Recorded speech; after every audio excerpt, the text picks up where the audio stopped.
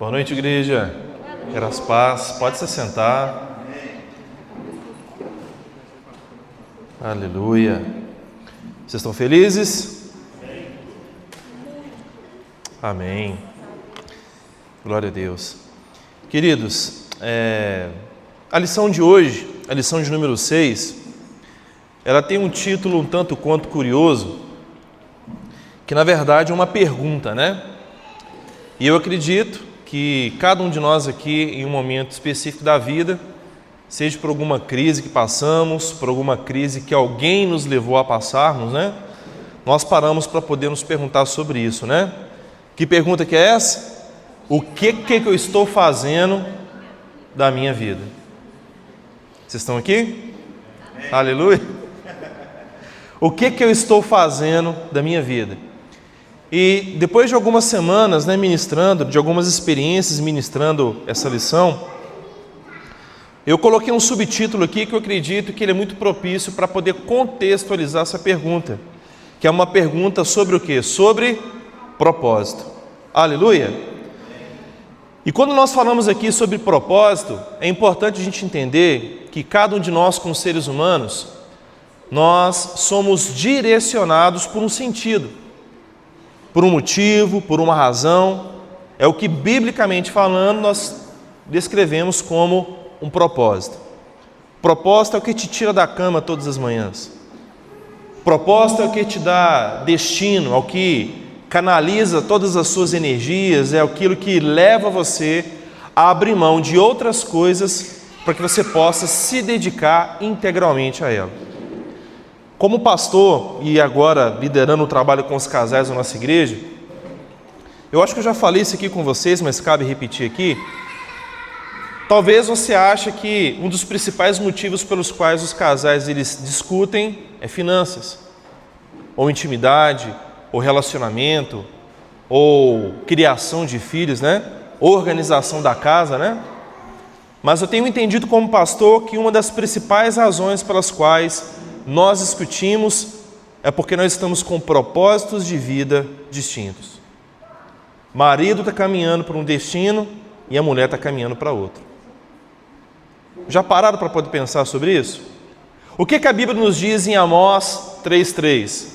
Andarão dois juntos se entre eles não houver um comum acordo? Um casal pode construir uma vida juntos se entre eles não houver um comum acordo, sim ou não?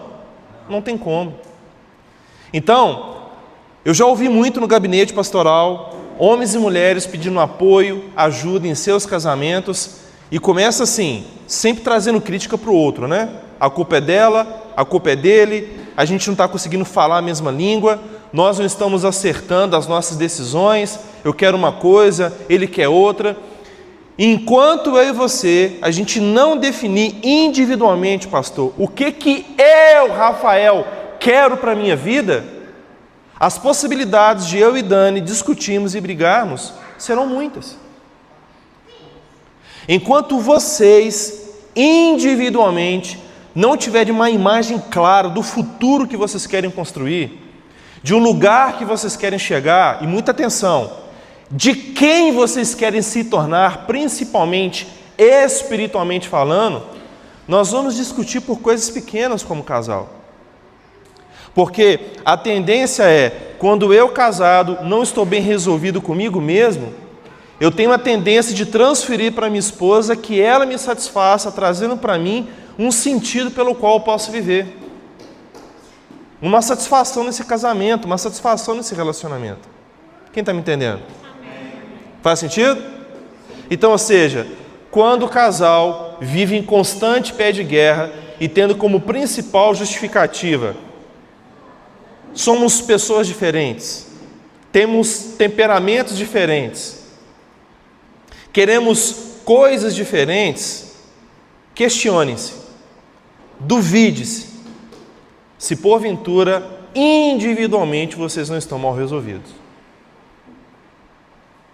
Nossa, logo no início vamos começar com uma dessa? É necessário, né? Porque como nós meditamos a semana passada, é bem possível que quando nós não temos uma convicção de que nós somos, a gente não sabe o que a gente quer para a nossa vida. Quer um exemplo? Vamos filosofar e teologar ao mesmo tempo aqui? O conceito de santidade. Por que um cristão deve viver em santidade? Eu tenho que andar em santidade para eu ter oportunidade na igreja? Não. Eu tenho que andar em santidade para poder dar um bom testemunho lá fora? Não. Você tem que andar em santidade. Santidade é você se consagrar, se dedicar para viver um propósito de vida. Se eu e você não entendemos a nossa natureza em Cristo Jesus, você não tem um motivo seu e meu pelo qual a gente tem que se santificar. Se a gente busca viver em santidade para poder agradar alguém, você vai cair constantemente. Sim ou não? Se você busca viver em santidade para poder agradar a sua liderança, porque você tem que fazer parte do louvor, tem que fazer parte do ministério de ensino, tem que fazer parte de qualquer departamento, irmãos, se vocês não se consagrarem e não se santificarem pelos seus motivos, vocês não vão conseguir andar em santidade. Vamos trazer isso para o casamento?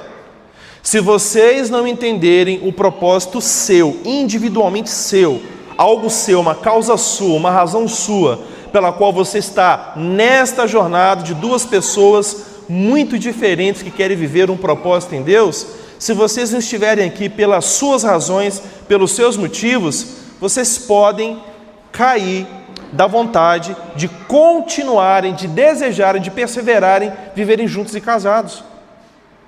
Ou você permanece no casamento pelos seus motivos, pelos seus valores, ou você vai viver uma vida que não é sua.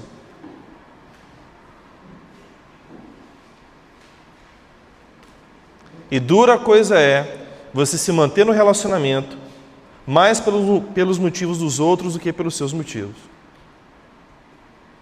Você sabe de uma coisa? A sua cara não consegue esconder se você é feliz ou não no seu casamento.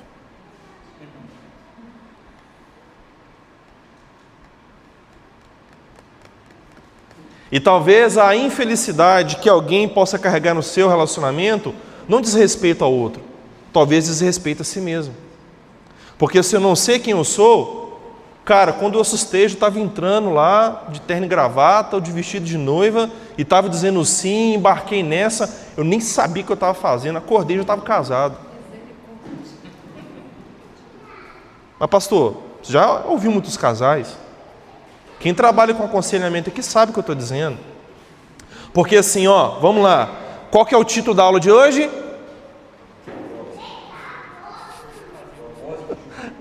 Qual que é o título da aula de hoje? O que eu estou fazendo da minha vida, ok? Na apostila de vocês está de uma forma, mas eu coloquei aqui para poder provocar mesmo, tá? O que eu estou fazendo da minha vida? Se eu e você não assumimos o controle do propósito da nossa própria vida, posso provocar aqui? Se você não tiver um objetivo pelo qual viver, alguém vai fazer que por troca de dinheiro, ou por prestígio, por fama, você se venda para poder viver o propósito de outra pessoa.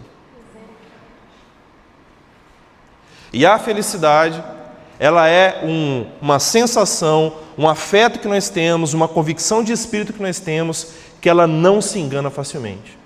Se você não está vivendo uma causa pela qual você decide viver e esteja disposto até mesmo morrer, você não será tomado pela felicidade, e sim pela infelicidade. Faz sentido? É provocativo, sim ou não? Nós estamos aqui para poder aprender, amém? Então vamos lá, pessoal.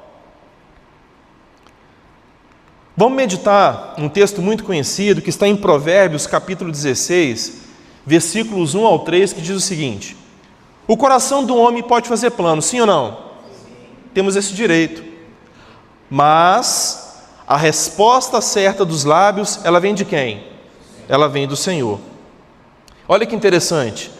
Todos os caminhos do homem são puros aos seus próprios olhos, mas o Senhor pesa o espírito. E essa palavra pesa aqui, eu quis destacá-la para a gente nessa noite, por quê? Porque pesa aqui traz o sentido de literalmente você pesar alguma coisa para saber qual é o volume dela. Qual é a natureza dela? Qual é a perspectiva que determinada coisa, plano, objeto que você está possuindo, adquirindo ou trabalhando, ele tem na sua vida? Pesa aqui no sentido da palavra hebraica, que foi utilizada aqui do original, traz o sentido de esquadrinhar, examinar. Todos os caminhos do homem são puros aos seus olhos, mas o Senhor pesa, esquadrinha, Ele mede, Ele mensura o seu espírito. Ele mensura a minha e a sua intenção. E no versículo 3, o autor, ele nos traz aqui um convite. Confia ao Senhor as tuas obras e os teus desígnios serão o quê? Estabelecidos. Só esses 3 versículos aqui, nós já temos conteúdo aqui para a gente poder meditar nisso a noite toda. Porque se o Senhor nos diz que nós podemos fazer planos, significa que nós somos dotados de inteligência, de sabedoria, e é importante que você, homem, você, mulher, dê voz ao que está no seu coração. Se eu e você ficamos sempre vivendo de uma forma passiva, deixando que outras pessoas decidam por nós, você nunca será uma pessoa feliz, contente e satisfeito com a sua existência. Você precisa entender o que é importante para você. Eu descobri que tem muita gente que bebe café, mas não gosta de café. Toma por cultura, para matar a fome. Era o que tinha para comer de manhã, Posso falar uma coisa? Eu descobri que eu não era obrigado a comer arroz e feijão nas minhas refeições quando eu tinha já 20 e tantos anos de idade. Eu achava que era um senso cultural. Um amigo meu, saía para almoçar com ele ia servir no self-service, não colocava arroz, não colocava feijão, era salada, carne, mais alguma guarnição. Eu falei, seu fulano, vai colocar arroz não? Não. Aí eu passei me questionando, por que toda vez que eu vou comer eu tenho que colocar arroz e feijão? Tem dia que eu só quero comer carne e salada, mas eu coloco arroz e feijão porque minha mãe me educou assim, e todos os dias comendo arroz com feijão, culturalmente me apliquei a viver dessa forma. Faz sentido? E sabe o que eu percebi? Depois que eu casei, parei de comer jiló. Depois que eu casei, parei de comer repolho cozido. Essas coisas não entram em casa mais não, irmão. Minha esposa não come, eu também não estou comendo mais não.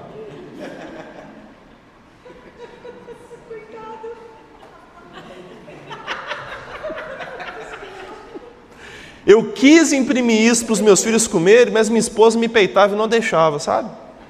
Não somos obrigados, não temos que comer nada obrigado não, mas dane, tem coisa que é nutriente, que é importante, tem que alimentar os meninos bem, e acabou assim, que para não ficar discutindo quase de pouca coisa, deixou ela fazer do jeito dela. Aí ficou aquela alimentação seletiva, Tem uns meninos em casa com quase 30 anos de idade nas costas que tem alimentação, às vezes de menino, não come tudo, come só o que quer. Percebe que pode ir para um lado bom e para um lado também ruim? Irmão, você me leva no self-service, você come de tudo. De tudo, tudo, tudo. Minha mãe foi muito rígida, ela me obrigou assim. Mas não significa que tem que ser tão rígido, mas também não pode ser tão passivo. Eu trago aqui essa provocação para que você e eu possamos nos perguntar dos usos e costumes que a gente tem, até mesmo religiosamente falando, o que é nosso e o que é dos outros. O carro que você dirige foi uma escolha sua ou você comprou mais por conta de opinião dos outros? As roupas que você veste é mais por um desejo seu, por um bem-estar seu, porque é confortável, você se sente bem, ou você faz o que você faz porque você quer mostrar para alguém alguma coisa que você precisa da validação de outra pessoa? Pastor, o que isso tem a ver com a vida em Deus, com o seu casamento? Eu vou te dizer. Você é um cristão genuíno, que nasceu de novo, ou você é um cristão cultural? Está na igreja porque os seus pais te obrigaram. Está na igreja porque a sua esposa e o seu marido te obrigou. Mas você não quer a vida com Deus. Pense nisso. Estou abrindo um triplex na cabeça de alguns aqui, Irmão, porque veja bem, vamos lá, vou voltar no ponto de santidade. Eu vou falar bem lento, bem devagar, para a gente poder curtir essas provocações aqui nessa noite, amém? Porque a pauta de hoje é o que a gente está fazendo da nossa vida. A nossa vida pertence ao Senhor, sim ou não? Só que a questão é, quem administra as emoções não é o Senhor, somos eu e você. E se você não está vivendo em total convicção daquilo que você é, onde você tem que estar e o que você precisa entregar para o Senhor e para a sua família, você vai viver uma vida que não é sua. E quando eu e você vivemos uma vida que não é nossa, a gente se entope de ansiolítico, a gente se entope de antidepressivo, a gente se entope de falsa religiosidade, tentando sanar um problema que é mais um problema filosofal do que teológico. Se eu e você não estamos na igreja porque nós queremos, irmãos, você vai acabar mais sendo uma pedra de tropeço do que uma pedra de edificação no corpo de Cristo. Pastor, você está querendo me botar para fora da igreja? Não, eu quero te colocar dentro do reino de Deus. Só que enquanto você não tiver consciência de que você porventura está no casamento, ou você está na sua empresa, ou você está na igreja por motivos errados, você não vai se arrepender e abraçar os motivos corretos. Entende? O meu genuíno amor, olha que louco isso, o meu genuíno amor pela minha esposa e pelos meus filhos só pôde nascer depois que o meu falso amor e as minhas falsas razões, elas foram descobertas. Eu descobri, depois de muito tempo na minha vida, que eu estava casado pelo motivo errado. Vou repetir. Eu descobri, depois de muitos anos, que eu estava casado pelos motivos errados. Eu fui pai com 15 anos. Eu fiquei com a minha esposa por conta da obrigação com meu filho. E não porque eu a amava, mas sim porque eu queria honrar com a minha responsabilidade. Tinha temor de Deus. Dos meus 6 até 11 anos fui criado no Evangelho. Tinha temor, de jeito, aquilo que aconteceu comigo eu não quero para o meu filho. Vou ficar. E fiquei assim, por obrigação. E obrigação sustenta relacionamento, gente? Sustenta não. Só que chegou um ponto que o relacionamento ficou insuportável.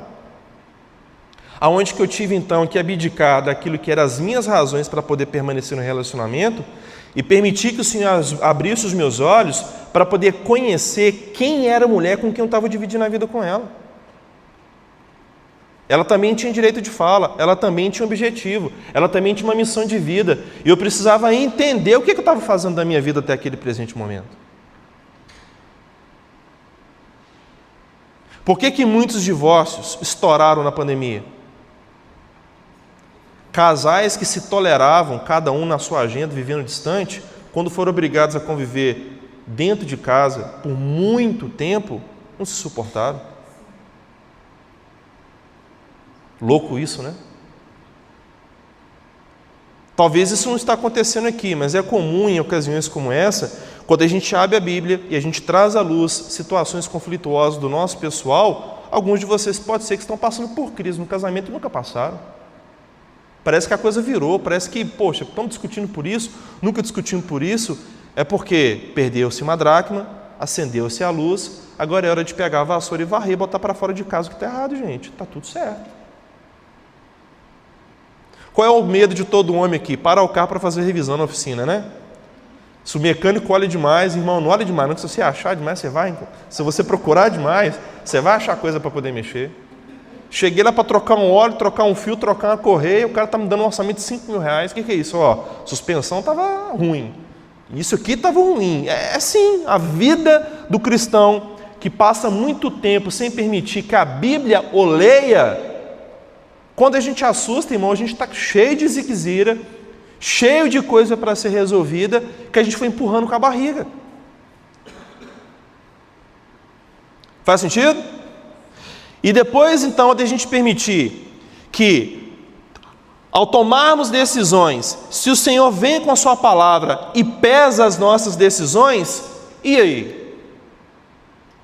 Qual é a minha e a sua reação quando nós descobrimos que a decisão que nós tomamos não estava fundamentada em Cristo, mas fundamentada no nosso eu caído?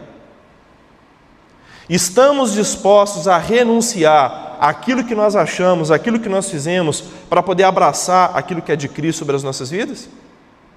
Irmãos, a nossa maturidade espiritual, ela não é medida pelo tanto de Bíblia que a gente lê, mas sim pelo tanto de renúncia que a gente manifesta com aquilo que a gente entende, que é o genuíno culto racional.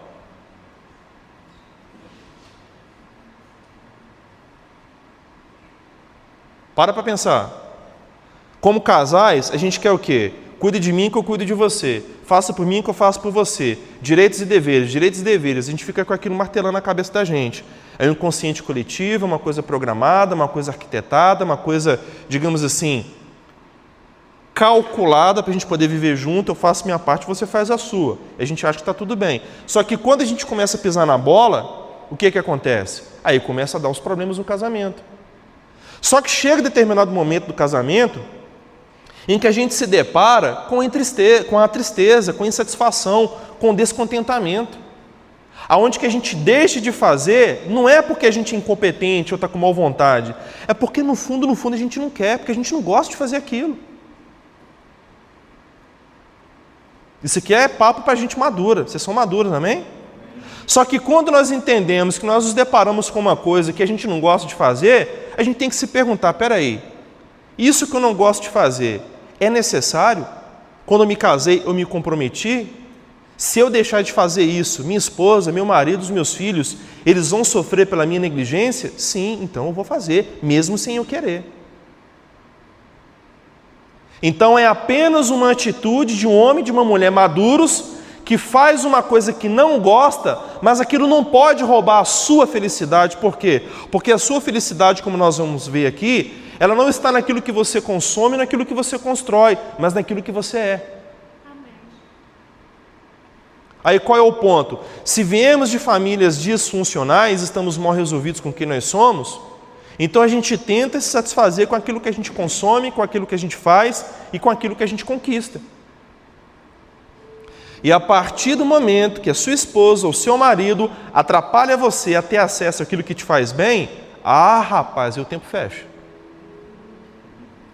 Aí deixa de ser auxiliador que corresponde à altura para ser adversário. É ou não é? Isso não acontece aqui, só lá na Recomeçar, né? Então, dentro disso, o autor de Provérbios, ele vira para mim e para vocês e fala assim: confiem ao Senhor as tuas obras, os teus desígnios, aquilo que você quer, meu irmão, com essa obra, vai ser estabelecido. Talvez a nossa forma de alcançar o bem-estar da família está errado. Mas se a gente confiar tais obras ao Senhor, o Senhor vai nos ensinar a fazer da forma certa. É uma mudança de paradigma, de perspectiva, aonde que não mais vivemos nós, mas Cristo vive em nós. Então, dentro desse contexto, como igreja, como aqueles que conhecem o Senhor, a nossa prioridade numa escola para casais não é buscar a melhoria do casal, é buscar a melhoria do indivíduo. Amém.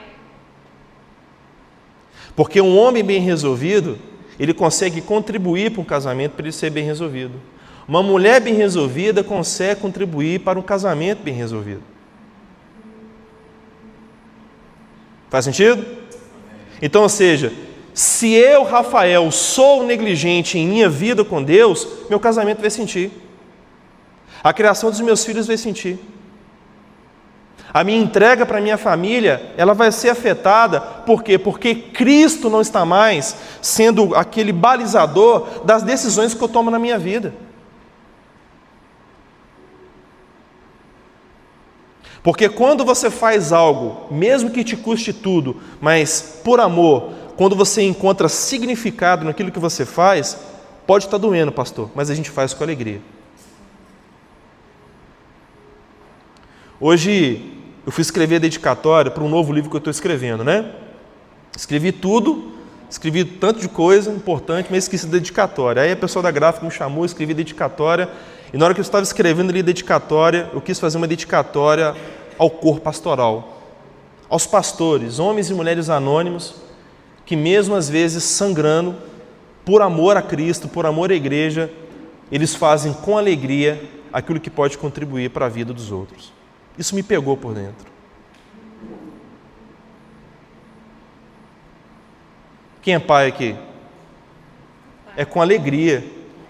Pais e mães, né? Nós aqui, como pais, na qualidade de pais, na qualidade de mães, quantas vezes você renunciou a alguma coisa para que o seu filho pudesse ter acesso? Abriu mão de um conforto para o seu filho ter uma escola melhor, ter uma roupa melhor. Quantas vezes você deixou de ter um bife no prato para que seu filho pudesse ter um uniforme para poder ir para a escola? E fazíamos isso com o quê? Com alegria. Aleluia! Você sabe o que é propósito? De forma simples, definiremos aqui, como cristãos, propósito como a intenção de realização, ou um objetivo claro do que se pretende realizar. Dentro de um contexto cristão, propósito é o que fazemos para contribuir com uma causa maior que a nossa própria existência. Hoje vamos analisar se tudo aquilo que nós estamos fazendo está alinhado com o propósito eterno de Deus ou não. Vamos fazer um pente fino aí. Pensa aí, usa a sua santa imaginação. Dentro de casa, no seu trabalho e aqui na igreja, o que vocês estão construindo? Pensa aí, se você puder, até escreve aí na sua apostila. Vamos colocar na prática aqui com o que você está comprometido hoje. Vou citar um exemplo. Eu, Rafael, eu estou comprometido com a direção da minha família, estou comprometido com a educação, com a formação dos meus filhos, estou trabalhando objetivamente para concluir o estudo da minha filha, estou trabalhando objetivamente para resgatar o coração do meu filho mais novo, estou trabalhando objetivamente na edificação dos homens, dos casais da minha igreja, tenho trabalhado para poder manter a minha família no ambiente seguro e futuramente estou trabalhando uma transição profissional. Hoje sou corretor de seguros, mas tenho entendido que para o mercado futuro eu não quero simplesmente trabalhar para melhorar a vida da minha família, eu quero trabalhar para melhorar a vida das pessoas.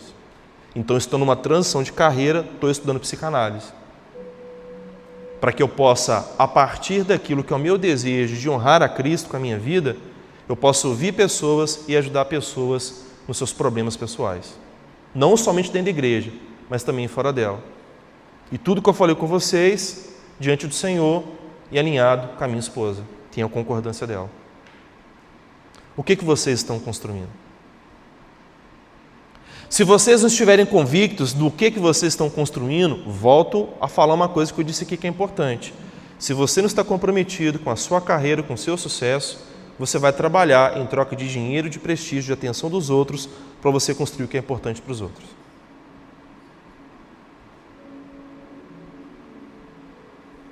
E aqui vai mais uma provocação muito importante. Muitos de nós, sem percebermos, mesmo sendo filhos de Deus, tendo uma herança com Cristo, vivemos como escravos. Como assim, pastor? Escravo do pecado? Não. Escravo de um trabalho para garantir para você um salário no fim do mês, para que você possa ter comida no prato. Sendo que a vida é muito mais do que comida e bebida. Muitos de nós, para que a gente possa ter coisas, brinquedos de adultos, que a gente não pôde ter quando era criança, a gente se submete a uma agenda que mais nos distancia de uma vida em Deus do que uma vida com Deus. Eu estou assustado como num curto espaço de tempo, eu tenho 22 anos de vida com a igreja, de envolvimento, trabalho, serviço, eu estou assustado como que de 22 anos para cá, as pessoas estão ficando cada vez mais indisponíveis para ter comunhão com o corpo de Cristo. Eu sou contra ativismo religioso, amém? Só que o que nós estamos percebendo é que as pessoas estão cada vez mais distantes de terem relacionamento umas com as outras. É um culto na quarta, um culto no domingo e olhe lá. Não tem tempo para comungar, não tem tempo para comer junto, não tem tempo para se relacionar, não tem tempo para dividir a vida, não tem tempo para poder chorar, não tem tempo para poder brincar, não tem tempo para poder se divertir. Por quê?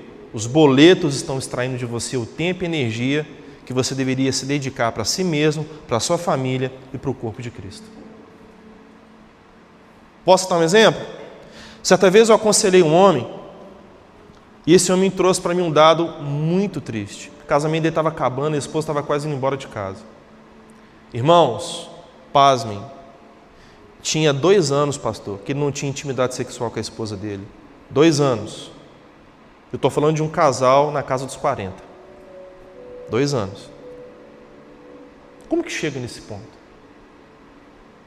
Eu te digo, trabalhando em 2 empregos, trabalhando para poder pagar a conta, não tinha controle financeiro nenhum, comprava por impulso, comprava, dentro de casa tinha um tanto de coisas, muitas delas ele nem usava. tinha um carro que era muito mais caro do que um carro mais barato que poderia entregar o que a família precisava. Despesa daqui, despesa dali, ele vivia só por trabalhar. Um homem pressionado, ele acaba precisando de um ambiente de despressurização. Como ele não estava lá aquela brastemp todo espiritualmente falando, foi para a imoralidade sexual. E um homem que se prende na imoralidade sexual, não sente desejo mais pela esposa, gradativamente ele vai perdendo o desejo pela sua esposa. Aí eu fiz uma conta com ele, irmão, vamos considerar que você tem recursos escassos, finitos. O principal deles é o tempo. Um tempo que você perde, você não recupera mais, sim ou não? Seus filhos cresceram, poxa, sua filha já vai se casar, não tem como você voltar lá atrás e tornar a brincar com ela quando ela era uma criança. Passou, irmão, a oportunidade foi embora. Um outro recurso, energia, saúde. Podemos trabalhar para recuperar a energia, podemos trabalhar para, de certa forma, recuperarmos a saúde, mas existem casos que eles são irreversíveis, né? E eu falei para ele, você está pegando tempo e energia e trocando em coisas, aos quais você está colocando lá na sua casa, você usa 1, 2, 3 vezes, depois não usa mais. Enquanto isso, você tira da sua esposa, você tira dos seus filhos o tempo que você deveria passar com eles, em troca dessas coisas que você não usa. Eu acho que você não está fazendo uma boa conta não, irmão. Sabe quando a pessoa dá aquela respirada, ela dá aquela encostada na cadeira, tipo, eu não sabia que eu estava fazendo isso? Porque não é porque uma coisa é moralmente correta que significa que dentro do propósito de Deus para a sua vida ela seja ética. Que eu e você temos que nos dedicar a fazermos isso. Qual é o clamor do Espírito de Deus quando Ageu foi levantado pelo Senhor para poder falar?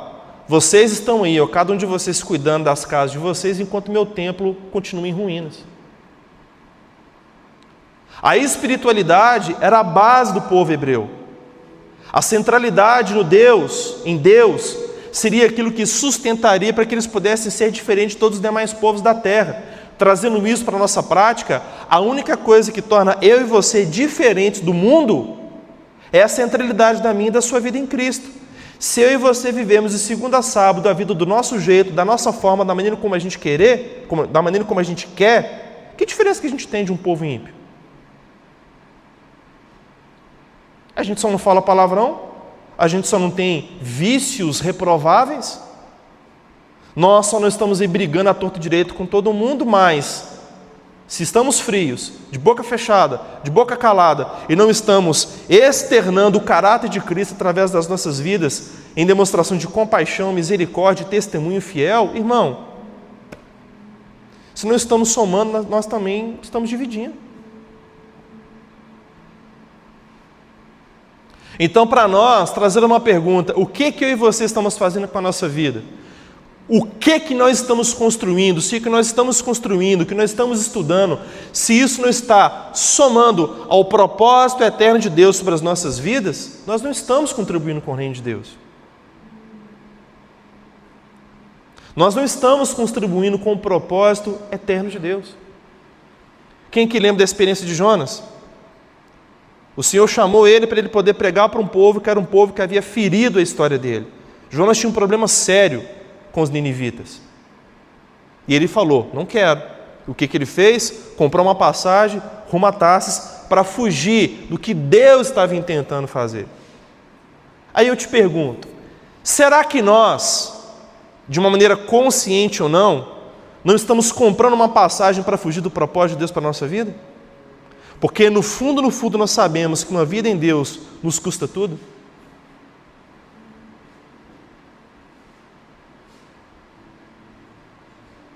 Uma casa inabalável, como é a proposta, da sua família espiritual para você, a casa inabalável, ela só pode de fato ser inabalável, não é se a sua conta corrente está cheia, não é se a sua vida íntima sexual ela está em dia, não é se materialmente falando vocês estão supridos, não. A única coisa que pode trazer para você a capacidade de sua casa e da minha ser inabalável é se ela está centrada em Cristo. Se não está, ela é fortemente abalável. Talvez o que nos falta para termos um casamento melhor, uma paternidade melhor, um ambiente familiar melhor, é morrermos para nós mesmos. O que eu e você estamos fazendo com a nossa vida?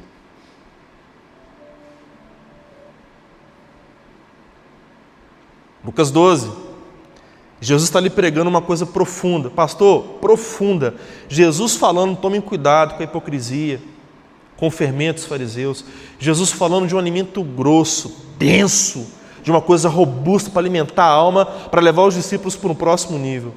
Aí um boca aberta, boca de sacola, sem noção, egoísta, levanta a mão: Senhor, fala para o meu irmão para poder dividir a herança comigo. Vendeu lá o terreno, a chacrinha que a gente tinha lá em Bicas e não quer dividir comigo não. Fala para ele poder resolver essa causa aqui. Aí eu fico pensando, Jesus botando a mão na cabeça, pensando assim, não está entendendo o que eu estou falando. E Jesus disse: quem me tornou mediador, partidor de bens nessa causa para você? E Jesus disse: tomem cuidado, a alegria de um homem e de uma mulher não consiste na abundância dos bens que essa pessoa possui. Aí Jesus contou uma parábola de alguém que trabalhou para poder juntar e ter a aposentadoria. Aí Jesus disse: se hoje eu vier e pedir conta da sua vida, do que eu espero que você me entregue, o que você vai me entregar? Oh, parabéns, conseguiu o seu primeiro $1 milhão. Está melhor do que 99% da sociedade. Bonito. Mas a expectativa que eu tenho para com você? Jesus disse: louco, essa noite pedirão contas a ti da tua alma. O que você tem para poder me oferecer? De alguma forma, a gente acabou abraçando o evangelho antropocêntrico, o evangelho do homem, aonde que o nosso bem-estar é a prioridade. Aonde foi que a gente aceitou isso como verdade absoluta?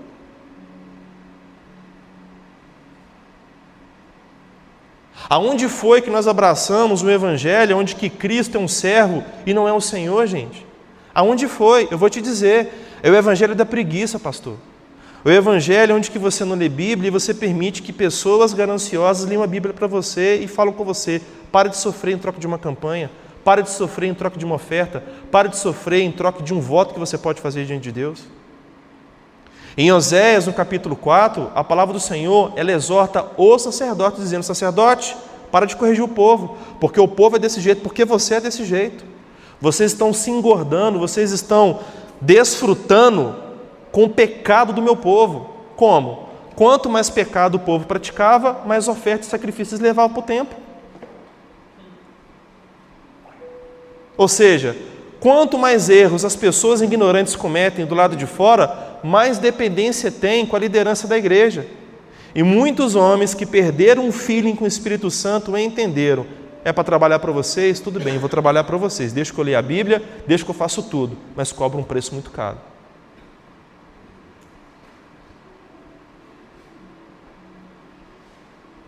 Faz sentido? Pastor, o que isso tem a ver com casamento? Tudo. Um lar inabalável, ele é sustentado por aquele que é inabalável, que é Cristo. Amém. A pedra que traz o genuíno fundamento que eu e você precisamos para vivermos a vida que Ele morreu e ressuscitou para que eu e você pudéssemos ter. Isso aqui é palavra para a gente madura, amém, irmãos? Aleluia? Amém. Então, bora. Um olhar para dentro de mim e para dentro de você. Você está feliz? É uma pergunta retórica, tá? Uma das minhas principais referências ministeriais, o missionário Danduque, em muitas de suas ministrações, ele também, o Mark Schubert, né? Ao ministrar, eles começavam com essa pergunta: Are you happy? Vocês estão felizes? Eu achava que era apenas um cumprimento, mas depois eu percebi que não. Eu estava numa conferência em São Paulo, o ano era 2017, e o Mark Schubert, né, que era um daqueles que caminhavam e colaboravam com o ministério do Danduque, ele fez essa pergunta: como que vocês estão? Vocês estão felizes? Eu tenho andado preocupado com vocês. Ali caiu a ficha. Não é uma pergunta apenas como um tom de cumprimento. É uma pergunta para extrair de você: como é que você está? você está como você deveria estar? Você está vivendo a vida que eu e você deveríamos viver? Apesar de ser uma pergunta tão comum em nosso cotidiano, reconhecer se você é feliz ou não é uma medida de aferição para saber como você está conduzindo a sua própria vida. Vamos traduzir. Felicidade é um estado de espírito, uma convicção particular, pessoal, íntima de cada um em nossas almas, onde possuímos contentamento e satisfação consigo mesmo e com aqueles que nos cercam, e também com aquilo que nós temos e construímos. Ou seja, a felicidade começa com quem você é, e ela se estende nas pessoas que você tem ao seu redor e com as coisas que você tem, que você está construindo. Responder se você está feliz ou não é você olhar para si mesmo e você responder: a minha vida tem algum sentido? O que eu estou vivendo, eu estou construindo algo que faz total sentido para mim, ou eu estou nessa aqui no piloto automático sem saber o que eu estou fazendo na minha vida?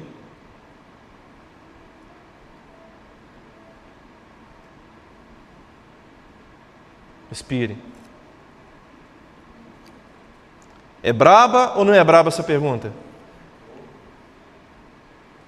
Com muito amor, com muito carinho, fique de frente para o seu cônjuge. Fique de frente, olho no olho, com amor, com afeto, com carinho, porque você pode estar diante de uma pessoa que está sofrendo e você não sabe, tá?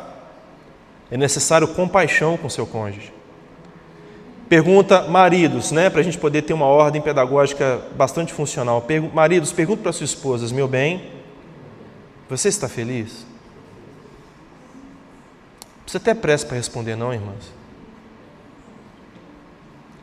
Esposas, perguntem para os seus maridos olhando nos olhos deles. Se ele fugir com o olhar, segura o rosto dele pela bochechinha aí e pergunta para ele: meu bem, você está feliz?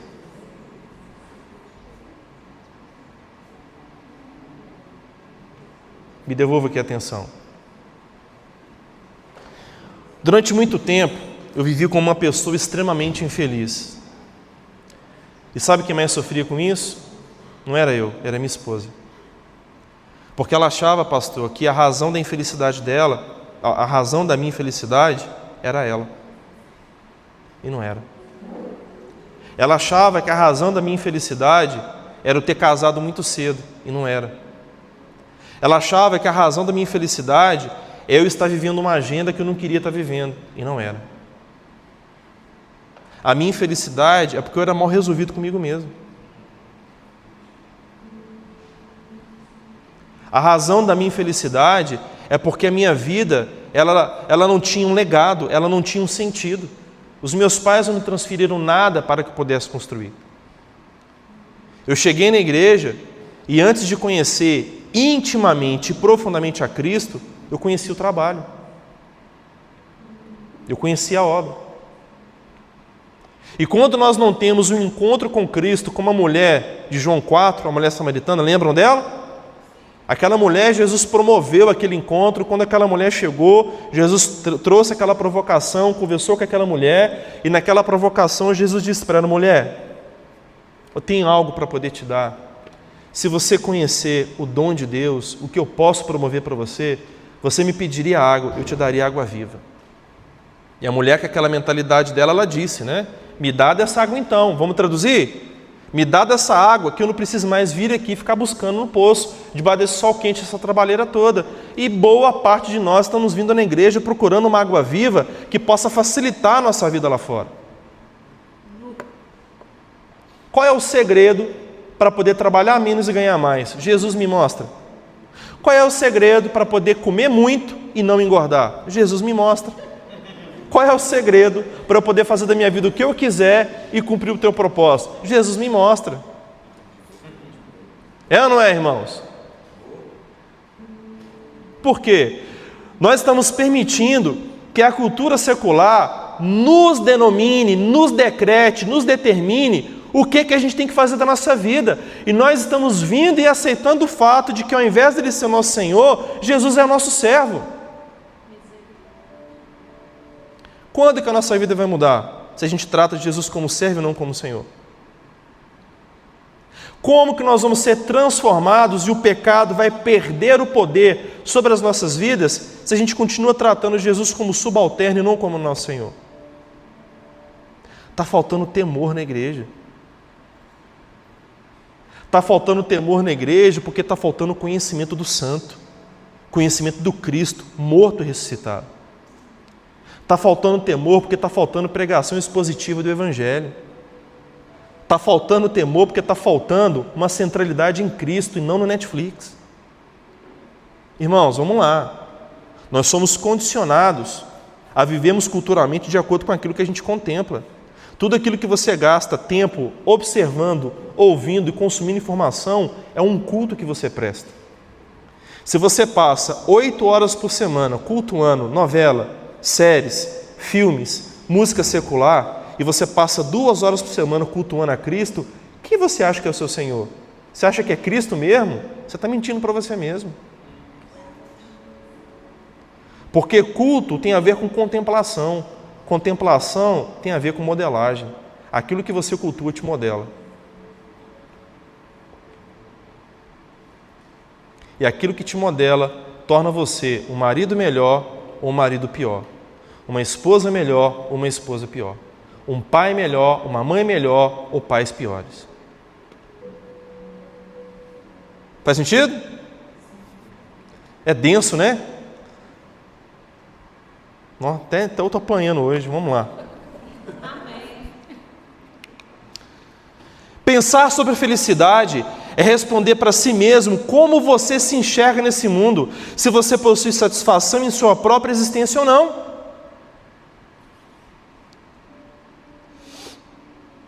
Pois todas as pessoas que são de mal com a vida não possuem esse estado de contentamento e de satisfação. E os motivos são diversos, tais como as decepções e frustrações com as pessoas aos quais colocamos altas expectativas, como pais, cônjuges, filhos, familiares, sócios empresariais, líderes religiosos e também amigos. Cada uma das pessoas que ao longo da nossa vida, desde criança até aqui, que você depositou confiança nela, e ela te frustrou, ela te roubou, ela te feriu, ela foi embora com uma parte do seu ser, com uma parte da sua felicidade. A gente foi deixando, a gente foi permitindo, porque na proporção que a gente se confia, que a gente se entrega, também é a mesma medida, a mesma proporção que a gente espera alguma coisa em troca. E se nós não somos supridos, a gente fica como? Frustrado. Se a gente é frustrado, a nossa capacidade de viver em esperança, ela é diminuída. Se aqueles que deveriam ter nos protegido, nos guardado, nos direcionado, nos comunicado, está tudo bem, fique em paz. Se eles não fizeram isso, o que a gente vai esperar do mundo, gente?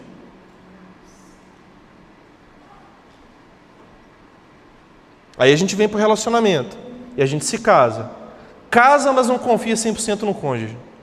Casa, mas não confia no cuidado do marido. Casa, mas não confia na decisão da esposa. Casa, mas não confia naquilo que a gente pode construir junto. Irmãos, nós não vamos viver o melhor do que o nosso casamento pode nos promover se a gente não se entregar por completo ao relacionamento. Não tem como você viver uma vida top com o seu cônjuge se você não se entregar por completo. Enquanto a gente tiver um plano B, C ou D na vida com Cristo, na vida com o casamento, a gente não vai viver a plenitude que a gente pode viver com eles. Fala para o seu cônjuge com carinho assim: meu bem, eu quero o seu tudo. Fala também: meu bem, eu quero te entregar o meu tudo.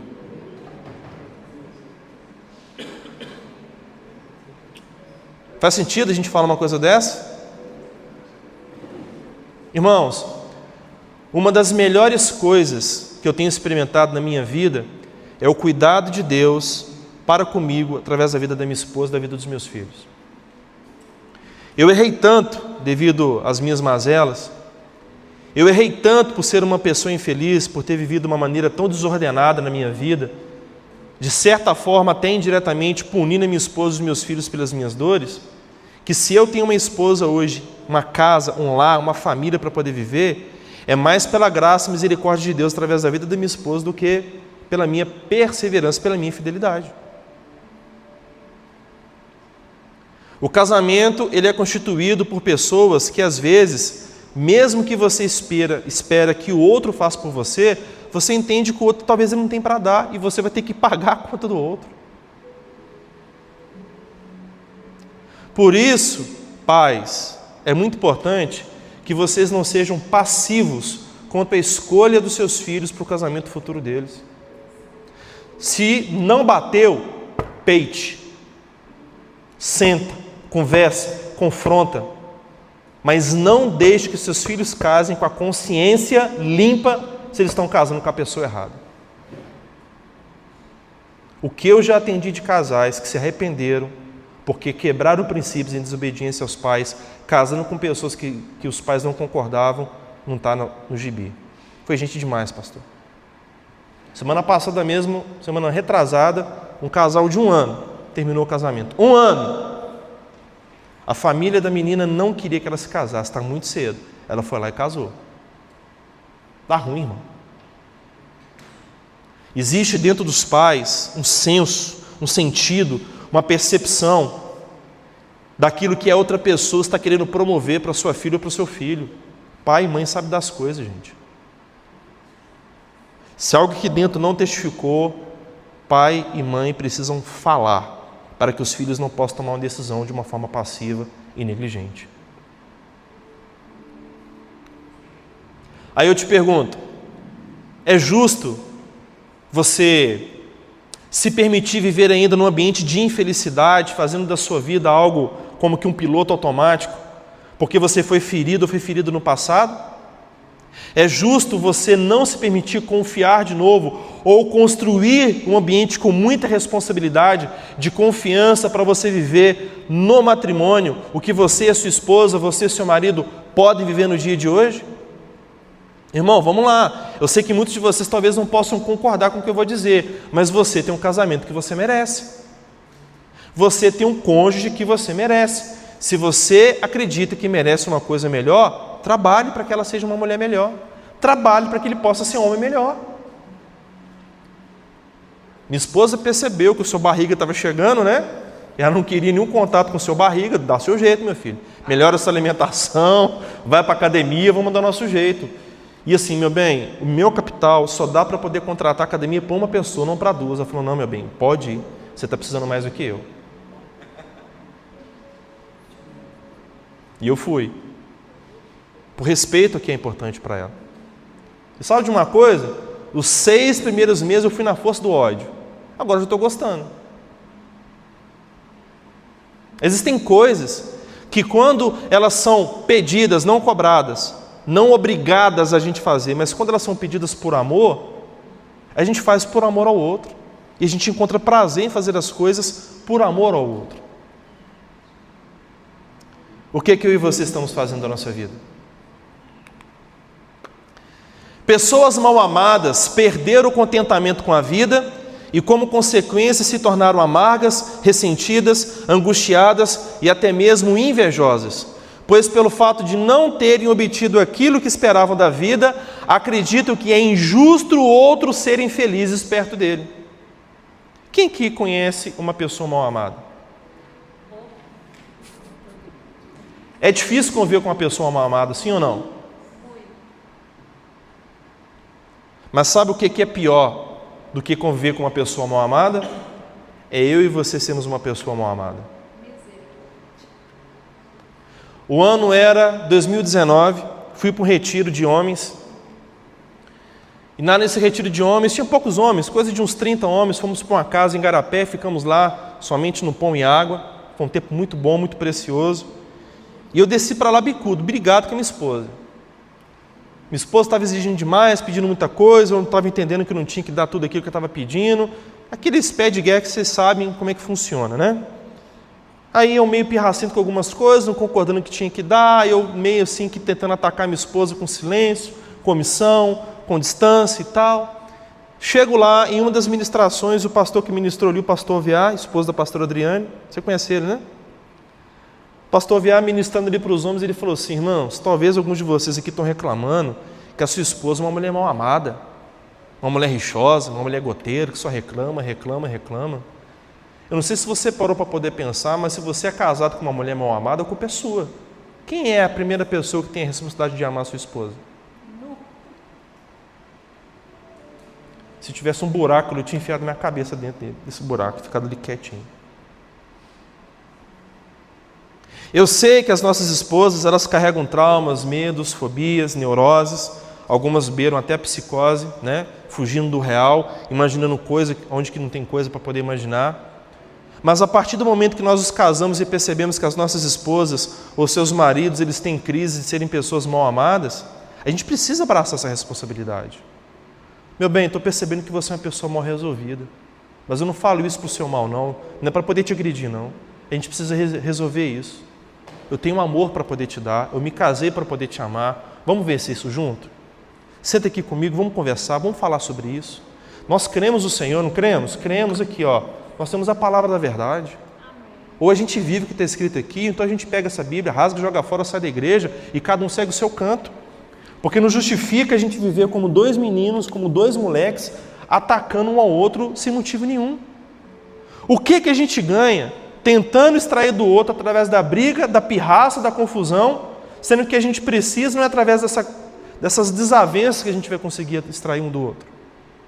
Quando a gente decide se amar e amar o próximo, quando a gente decide viver intensamente aquilo que é possível pela palavra, a gente se resolve, a gente se regula, a gente se ajusta. Porque a gente não precisa de amor quando a gente sai de férias em casal para Campos do Jordão. Não, tudo vai contribuir para dar certo. A gente precisa demonstrar amor quando o marido ele chega em casa, está brabo, o homem está enfurecido porque ele foi humilhado no trabalho. Ele trabalha numa empresa que ele odeia trabalhar naquele lugar, mas ele permanece naquele lugar porque ele tem boca para poder alimentar. É por amor a você, é por amor às crianças. E talvez nem um muito obrigado um homem está ouvindo dentro de casa.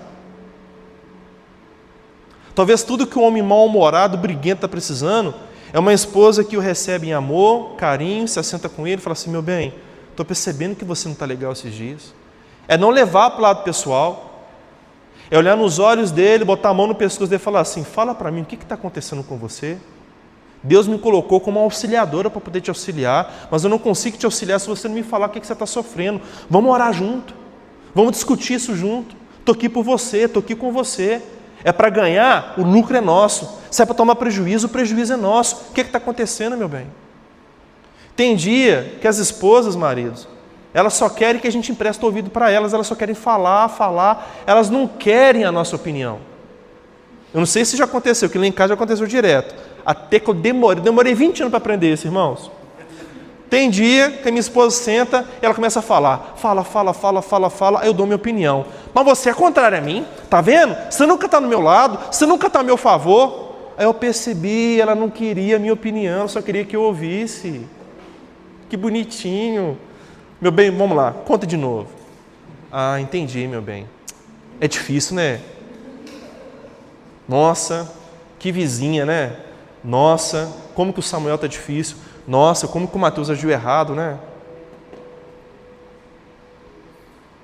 Tem momentos que a gente só precisa de acolhimento, de uma compreensão. Porque adultos mal resolvidos, pode olhar, a ciência explica, são crianças mal resolvidas.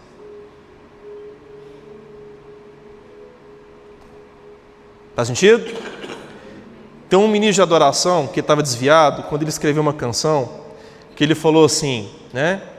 Nessa canção ele fala assim: é preciso amar as pessoas como se não houvesse o quê? Um amanhã. Vocês entenderam a referência, né? Aí esse mesmo ministro de adoração desviado, ele escreveu nessa canção uma coisa que me chamou a atenção: vocês culpam seus pais por tudo. Mas isso é um absurdo, porque eles são crianças como você. Aí ele traz para a gente uma provocação: o que vocês vão ser quando vocês crescerem? E foi um compositor que escreveu para uma geração perdida, destituída de pais presentes na vida dos seus filhos. Que foi a geração da década de 80 e 90, né?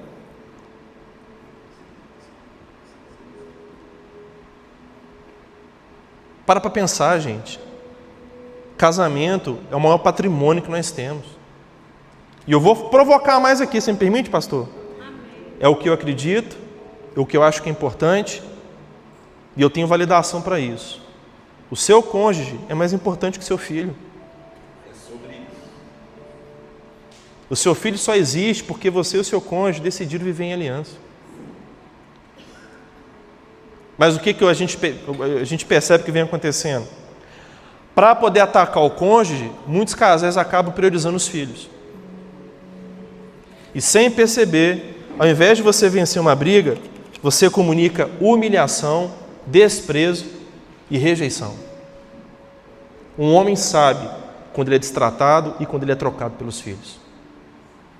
E pode falar uma coisa, irmã? Um dia seus filhos vão embora e o marido vai ficar, ou não. Pode falar uma coisa, irmão? Um dia sua filha, aquela filha que você mima tanto, aquela princesinha que você mima tanto, um dia ela vai casar e vai te trocar por um homem mais novo do que você. E a sua esposa vai ficar.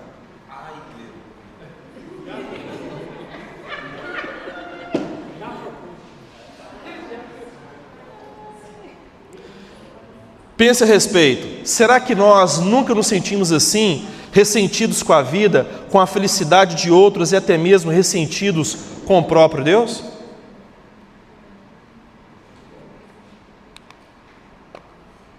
O estado de tristeza que veio com feridas diversas vai alimentando esse mal-estar interno, onde que de certa forma perdemos o gosto pela vida, enxergando tudo de forma negativa e deixamos de viver, de desfrutar das oportunidades que nos aparecem para apenas o quê?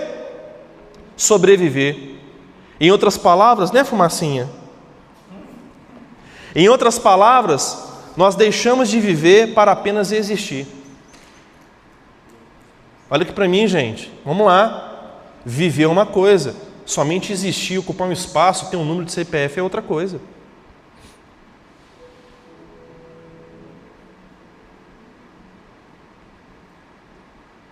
Quando você levanta pela manhã, o que te motiva? Você tem contentamento, alegria, satisfação para você vencer aquele dia? Ou você está indo obrigado, contrariado a viver mais um dia de uma vida que está insuportável?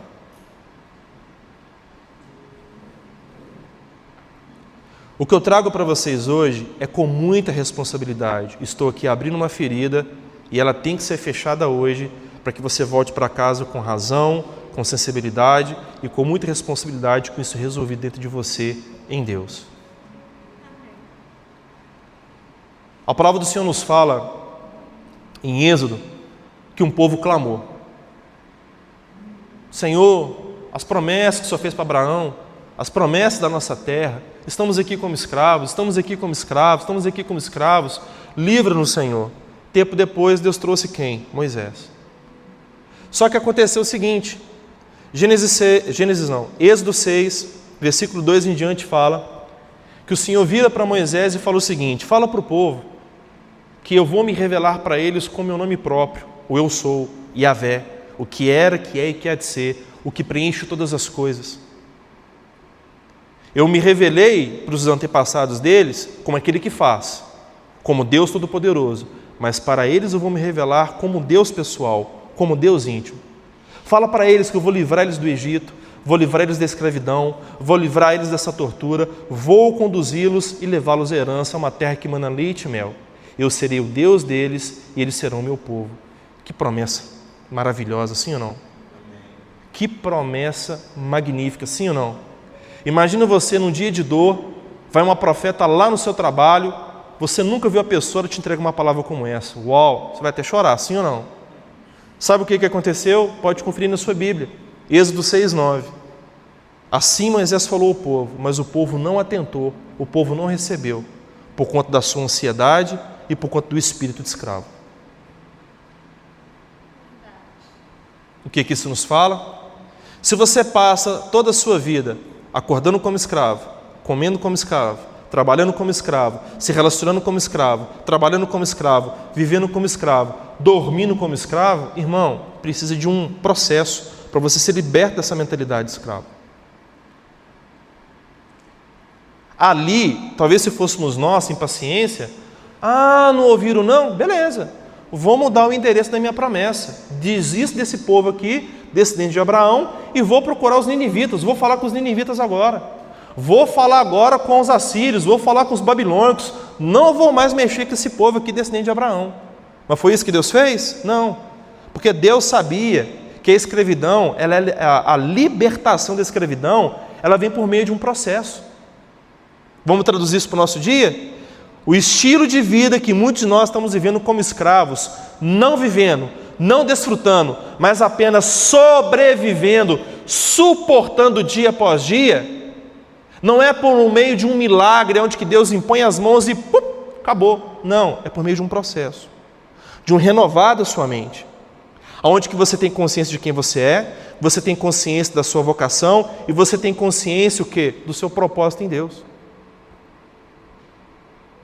Uma vez que eu e você nos abrimos para poder entender o Evangelho eterno como ele é, não nos colocando como centro, mas nos colocando como parte, aí a nossa vida, ela encontra significado. Por que muitos distúrbios emocionais estão crescendo absurdamente entre a geração Z e a geração Alfa?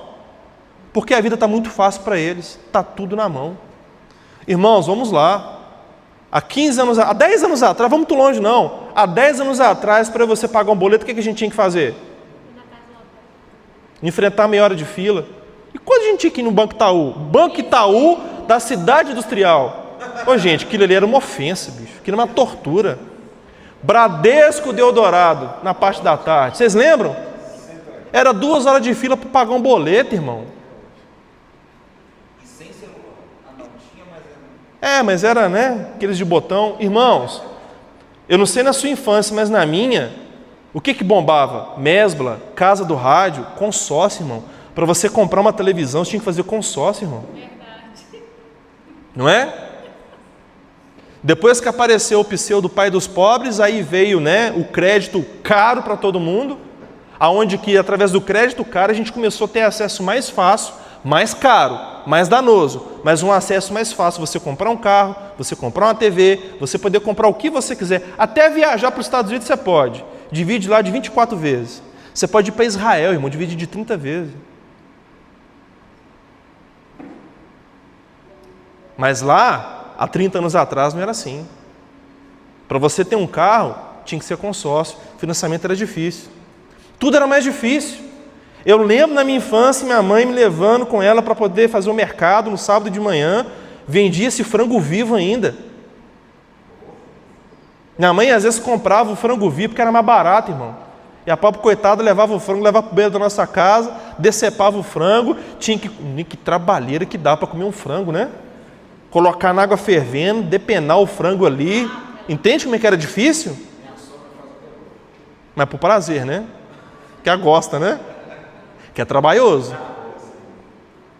Vocês entendem o tanto quanto que o nosso estilo de vida era muito mais difícil do que o estilo de vida da geração Alfa e Z dos dias de hoje? Então, ou seja, quando eu e você não temos o senso de construção, tudo é muito fácil na nossa mão, nós nos tornamos fracos.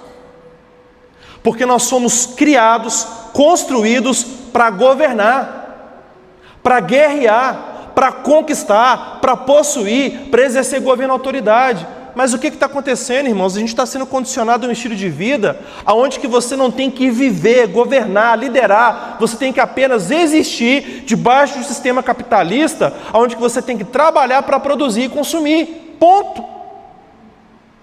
Aonde que vem o significado de propósito? Aonde que vem o significado onde que você é relevante na vida de alguém? Você pode ganhar todo o dinheiro do mundo, mas se o que você faz não muda a vida de ninguém, você é uma pessoa infeliz.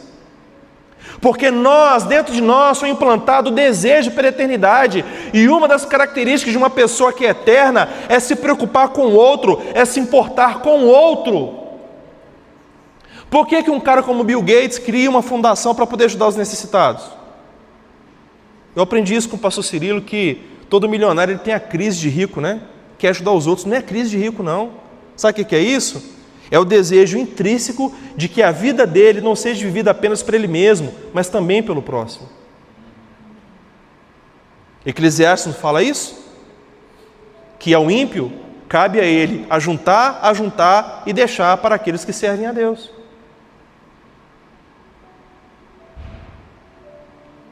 Aleluia! Aí eu te pergunto, você como homem de Deus, você como uma mulher de Deus, responda para si mesmo com muita responsabilidade. Você está vivendo ou está apenas sobrevivendo? Vivendo uma agenda que você não quis viver. Vivendo uma agenda que você planejou. Pastor, vou ser sincero, a vida que estou vivendo nunca planejei. Estou acordando aqui e estou percebendo que estou vivendo uma agenda dos outros. Nunca dei voz àquilo que é importante para mim. Nunca dei voz àquele sonho, àquele projeto que Deus colocou na minha vida lá atrás, quando você era apenas um adolescente naquele retiro espiritual da sua igreja. Deus está falando com alguém aqui? A gente precisa entender que os dons que o Senhor colocou em nós, a vocação que Ele colocou em nós, os mistérios que o Senhor vem revelando para conosco ao longo dos anos da nossa vida, são pequenas peças de um quebra-cabeça que quando você pega tudo isso e você vai somando, você vai construindo, você vai enxergando a sua identidade, a sua vocação e o seu propósito, o propósito de Deus sobre a sua vida. Aleluia! Se você achou que a sua vida era apenas trabalhar, pagar a conta e consumir, sinto te dizer, te ensinar errado. O que a Bíblia nos ensina a respeito de sermos felizes? Provérbios 13, versículo 2, traz um dos versos mais confrontadores da Escritura. Diz assim: a esperança que se adia faz o quê? Adoecer o coração. Quando você espera uma coisa, aquilo não se cumpre, seu coração adoece. Quando você coloca uma expectativa para que algo aconteça, aquilo não acontece, o seu coração adoece. Mas, diga comigo, o desejo cumprido, irmãos, é árvore de vida. Quando você consegue realizar um sonho, quando você consegue conquistar um projeto, quando um desejo seu é satisfeito, existe uma satisfação com aquilo, sim ou não? Eu tenho estudado, e pela psicanálise, o que a gente aprende? O ser humano, ele é um ser que constantemente manifesta seus desejos. Em nenhum momento a gente para de desejar. O ponto é, aonde, a quem ou com que você está canalizando os seus desejos. E se nós somos escravos dos nossos desejos, é onde que entra os vícios. A busca pelo prazer constante nos leva a cometermos vícios. E em busca de desfrutarmos de virtude, de uma boa vida, a gente acaba cometendo vícios. Vamos lá, alguém? Vocês estão me entendendo? Então, analisar em que ou em quem você está colocando a sua esperança vai trazer a resposta do porquê você é feliz ou porquê você está vivendo de uma forma infeliz.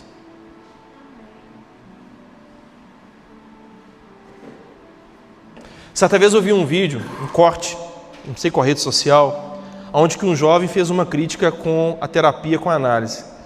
Eu vou pagar alguém para poder me analisar e para poder virar para mim, depois de fazer toda a leitura da minha vida e falar que eu tenho que aceitar a vida como a vida é, que o mais importante é como eu vou responder às tragédias que a vida traz sobre mim? Eu não.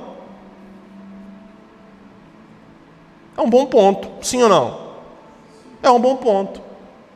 Temos que aceitar tudo que acontece com a gente? Não. Mas existe da nossa parte uma humildade que nós precisamos reconhecer a respeito da soberania de Deus, em entender que nós não temos o completo controle sobre as nossas vidas.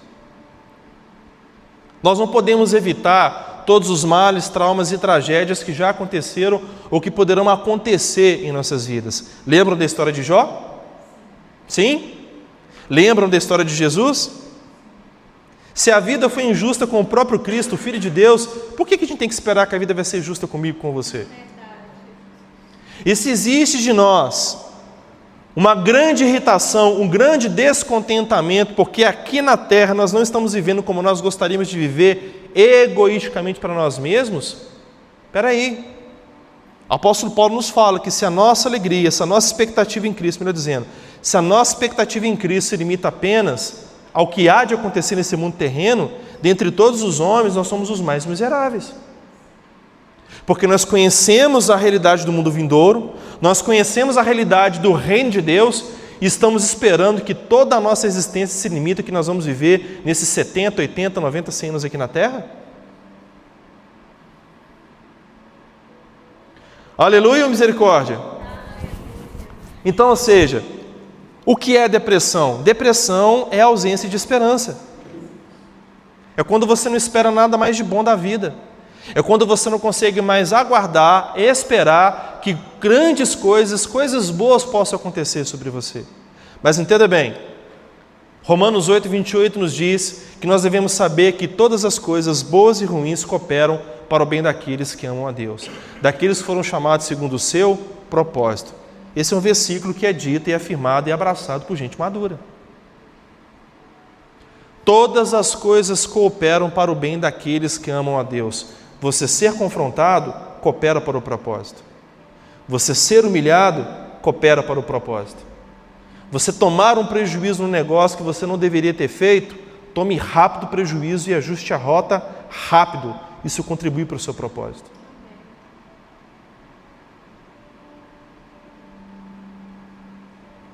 Aleluia! Já parou para poder pensar qual é o problema que te causa tristeza e descontentamento? Já parou para pensar o porquê de alguém ser tão mal-humorado, irritado, impaciente com os outros, briguento ou coisa do tipo? Sabedores de que temos um Pai que se importa com a nossa dor e sofrimento e de que Ele já promoveu a salvação das nossas almas, porque ainda muitos de nós insistimos em apenas sobreviver e a gente não abraça a nossa herança em Cristo e vivemos com aquilo que o Senhor nos dá, irmãos?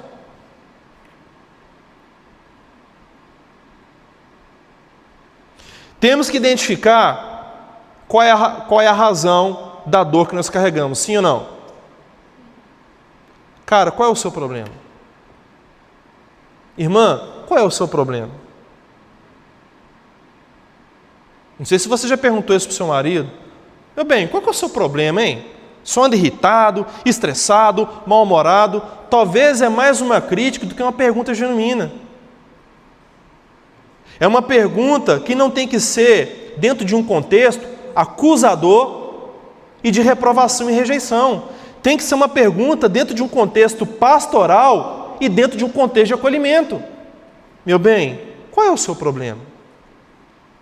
Mas a questão é, se eu estou no relacionamento apenas para o meu próprio benefício, o que eu faço? Me dê uma resposta, porque eu não suporto mais viver com você assim. Trata de se resolver. Ué, e a reciprocidade? E o cuidado com o outro? E o amor para com o outro? Faz sentido? Então, se porventura você receber esse varão, qualquer dia desses aí, mal-humorado, estúpido, agressivo, irmã, não leva para o lado pessoal não. Opa, chegou o Hulk hoje, o que está acontecendo com o meu irmão? O que está acontecendo com o meu amorzinho? Chega aqui, senta aqui, conta para mim o que aconteceu lá fora. Pisaram no seu calo hoje? Você não é assim, eu te conheço, você é mais amável do que isso.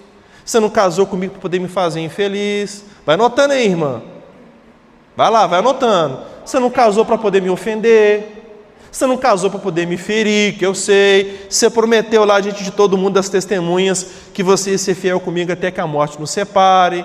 Por que o meu bruto chegou nervoso desse jeito? A gente chega em casa e pega aquela mulher com aquela cara azeda, né? Aquela cara de nota promissória. O que aconteceu com a minha princesa? Por que a minha princesa está com esse ovo virado? O que está acontecendo com você, meu bem? Fala para mim. O que foi, meu guti-guti? Porque tem hora que a gente chega em casa, a gente pede, irmãos, quem tem intimidade sabe. Sabe ou não sabe, irmãos? Ataca ali com aquela carinha virada, meu bem, o que foi? Nada. Mas o nada quer dizer tudo, né? O que está acontecendo? Nada. Meu bem, eu te conheço. Eu me importo com você. Hã? Mas é que está um ponto, irmãos. Quando um homem sem paciência chega em casa e pega uma mulher com a cara virada, irmãos, arrume paciência do sobrenatural de Deus, mas procura resolver aquilo. Porque quando a gente não se importa com a dor de uma mulher que está mal resolvida naquele dia, a gente acaba aumentando a dor da mulher. Porque, como eu fui confrontado, se as nossas esposas elas estão reagindo como pessoas mal amadas, quem é a pessoa responsável por amá-la nesse tempo presente? É o marido. Esse cara sou eu. Não é? E uma vez então que nós identificamos qual é o nosso problema, vamos partir para a resolução. O que é? Ganha 10 mil, gasta 12? Tem que resolver.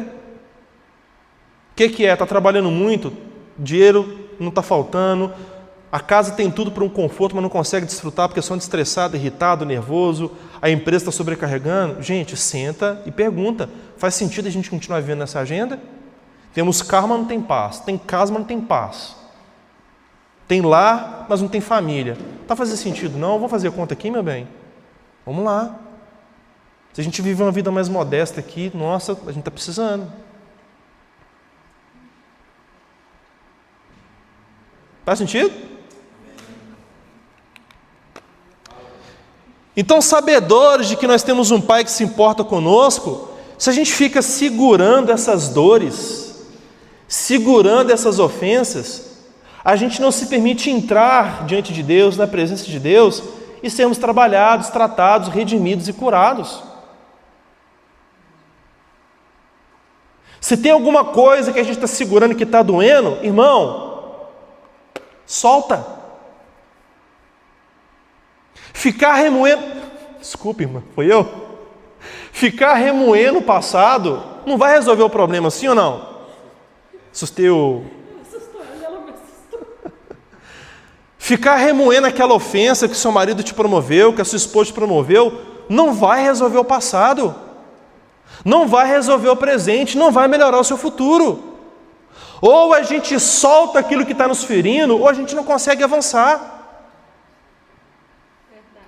Entenda bem, as nossas emoções, elas são como uma mochila, uma bagagem que a gente carrega um peso desnecessário. Será que você não está, nessa trajetória da vida, carregando um peso que não mais é coerente com essa estação que você está vivendo na sua vida, não? Tem pesos que a gente carrega porque a gente é orgulhoso. E tem pesos que a gente carrega porque a gente permite que as pessoas tragam bagagem na nossa vida que não é mais coerente com a nossa vida. Vamos lá, tem alguém me entendendo aqui? Amém. Deixa eu te contar para vocês um caso. Talvez é um irmão que vai vir aqui semana que vem.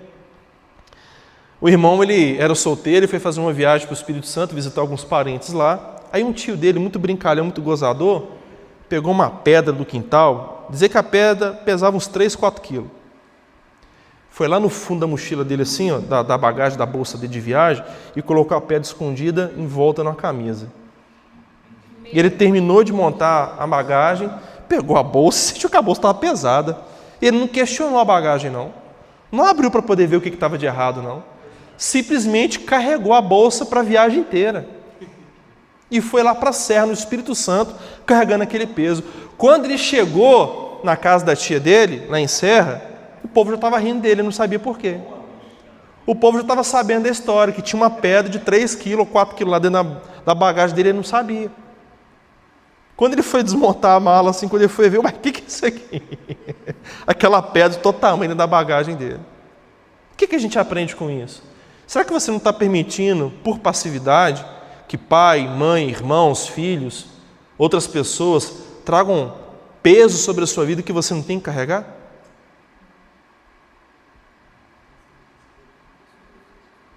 É necessário que a gente pare, avalie o que a gente está fazendo para a gente poder aliviar a bagagem, irmãos.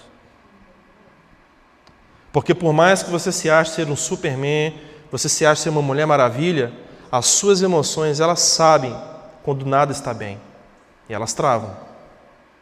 E quando você tenta dar uma coisa que você não consegue, a saúde emocional ela pede conta. O que a felicidade tem a ver com o que eu estou fazendo com a minha vida? Simples. A infelicidade é um sintoma de que você não está vivendo dentro do plano de Deus para a sua vida e também para a sua família. Precisamos de restauração em nosso quê? Propósito. E me permita desmistificar uma coisa importante aqui. Porque eu tenho percebido que para muitos de nós, chamado, vocação e propósito é a mesma coisa. E não é. Somos chamados para sair da morte e para pertencermos à vida. Somos chamados para sair do mundo e pertencermos a Cristo. Somos chamados para deixarmos de sermos escravos para sermos filhos. Está claro isso? Amém. Uma vez que nós somos chamados, dentro de nós agora, nós somos instigados pelo Espírito de Deus, pela vida da igreja, a despertarmos para a nossa vocação. A vocação é qual é a sua posição dentro do reino de Deus. 5 ministérios, os dons do Espírito, os dons do Pai. Qual é o dom que Deus nos deu? É a nossa vocação.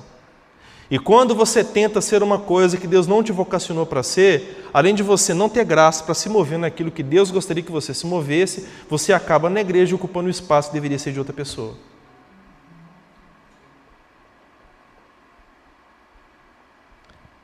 Chamado para ser filho, vocação para representar o reino. E o que é propósito? Propósito é aquele que é chamado e entende a sua vocação. Aquilo que você faz, você cumpre o seu propósito dentro do reino de Deus. Propósito é a sua manifestação, contribuindo com o propósito eterno de Deus. Se você entende a sua identidade, se você entende que você está no lugar certo, e se você é fiel a Jesus, no que Jesus está construindo aqui, cada um de vocês, em sua cadeira distinta da sua casa, aqui na igreja, contribuirão para um propósito maior, que é o estabelecimento do reino de Deus, onde vocês estão como igreja local. Claro isso? Francis Chan, que é um grande evangelista, uma grande referência que eu tenho de líder cristão contemporâneo, ele fala uma coisa interessante. Nosso maior medo não deve ser o fracasso naquilo que a gente está fazendo, mas ser bem-sucedidos em algo que não importa.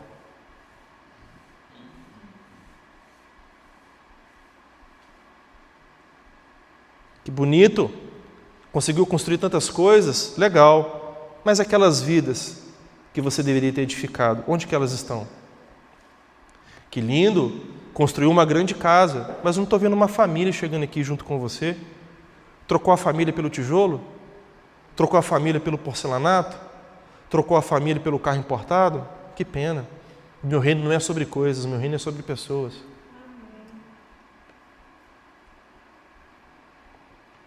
Em outras palavras, devemos temer se estamos sendo bem-sucedidos naquilo que Deus não nos chamou para realizar, pois o que adianta um homem ganhar o mundo inteiro e perder a sua alma? Você está feliz, irmão?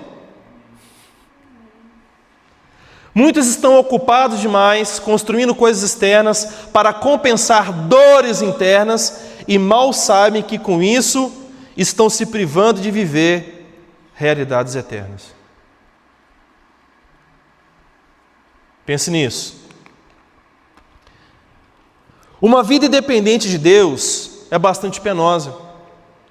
E eu quero trazer para vocês um texto, que é um texto que me marcou muito e tem me marcado até hoje, que é Isaías 30:15, que diz assim: diz o soberano, o Senhor, o Santo de Israel, atenção, no arrependimento e no descanso está a salvação de vocês.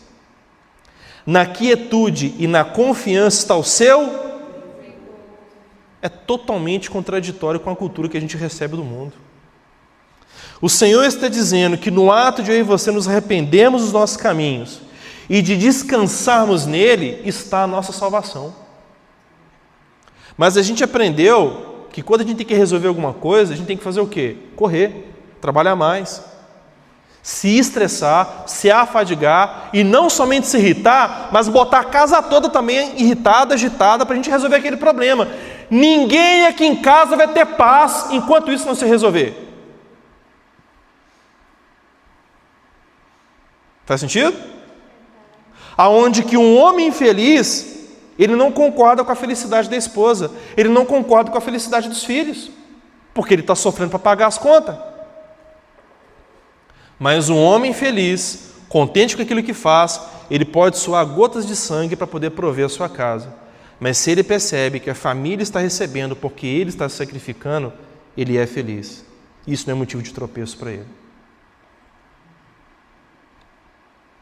Então o Senhor nos diz que quando nós renunciamos a nós mesmos e tomamos a decisão de descansar nele, nós experimentamos a salvação. Talvez alguns de vocês não estão experimentando o cuidado de Deus porque você não abandona essa ansiedade. Porque você não consegue desacelerar, você não consegue aquietar, você não consegue parar 30 minutos do seu dia e aquietar na presença de Deus para você falar e ouvir a Deus. Porque muitos de nós talvez estamos desorientados e perdidos, trabalhando mais do que deveria, porque a gente não tem direção de Deus, porque não para ouvir a Deus. Pastor Denis pode pregar a melhor revelação aqui no domingo à noite para vocês. Mas se de segunda a sábado você condiciona a sua mente a andar agitada, você vai chegar em casa, vai ligar a televisão, vai assistir os Gols do Fantástico, na segunda pela manhã, quando você levantar, você não lembra do que você ouviu no domingo à noite. De tanto que a sua mente está agitada na ansiedade do curso desse mundo. Na quietude, e na confiança em Deus, está a minha e a sua força. A única força que um cristão tem é a confiança em Deus. A gente não tem poder de forçar Deus a fazer as coisas do nosso jeito. O único poder que a gente tem é de perder o nosso poder e permitir que o poder dele se aperfeiçoe na nossa fraqueza. Amém. Deus está falando com alguém aqui? Amém. Mas vocês não quiseram. Vocês disseram, não, nós vamos fugir a cavalo, e fugirão. Vocês disseram, cavalgaremos cavalos velozes. E o Senhor diz, velozes serão seus perseguidores.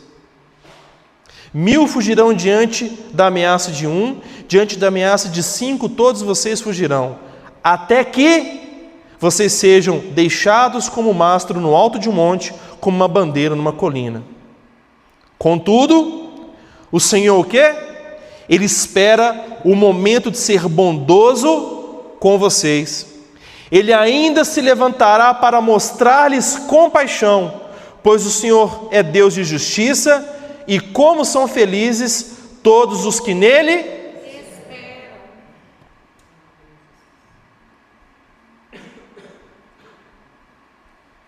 Para que possamos esperar, devemos abandonar o quê? A ansiedade. O que o apóstolo Pedro nos ensina?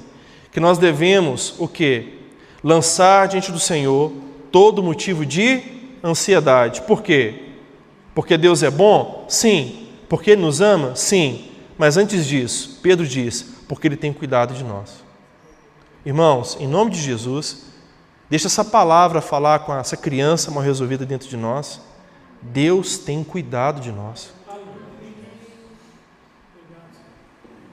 Por isso, nós não devemos andar ansiosos de coisa alguma, preocupados com o dia de manhã. Irmãos, a oração do Pai Nosso, Jesus, Ele contradiz tudo aquilo que a gente acredita. Jesus não pede para a gente poder orar pelo boleto que vai vencer mês que vem.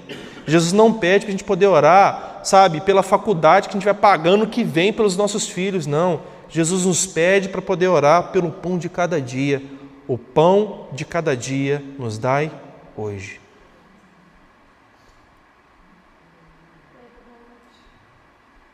Mas nós somos condicionados a trabalhar para garantir o mês.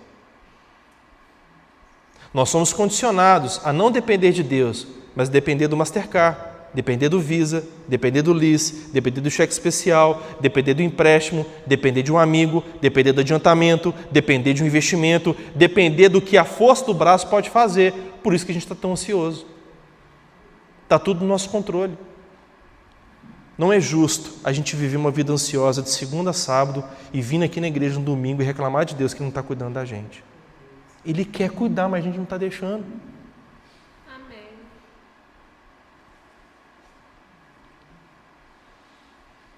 Por que nós, como pais, temos muito conflito com os filhos quando eles chegam na adolescência? Porque na adolescência eles acham que são alguma coisa. Eles acham que sabem tudo. Acham que já tomam conta da vida. Muitos de nós somos adolescentes diante de Deus. A gente quer provisão, a gente quer teto, a gente quer roupa lavada, a gente quer comida quentinha, a gente quer garantias. Mas a gente quer fazer da nossa vida o que a gente quer. Não rola. Você vai deixar que seu adolescente seja apenas um hóspede dentro de casa? Não, né? Sua casa, suas regras. Sua casa, seus valores. Sua casa, sua paternidade, seus princípios, seu propósito, seu direcionamento. É isso, sim ou não? Deus, por amor, Ele não vai entrar na nossa agenda. Somos nós que entramos na agenda dEle. Então eu pergunto mais uma vez, o que nós estamos fazendo da nossa vida? Medindo o braço com o Senhor? Ele não vai entrar nessa. Ele vai deixar a gente indo até a nossa força cansar. Aí na hora que a gente se aquieta e a gente confia, aí Ele demonstra cuidado. Por isso que Paulo diz, eu aprendi que o poder dele se aperfeiçoa em nós quando nós somos fracos.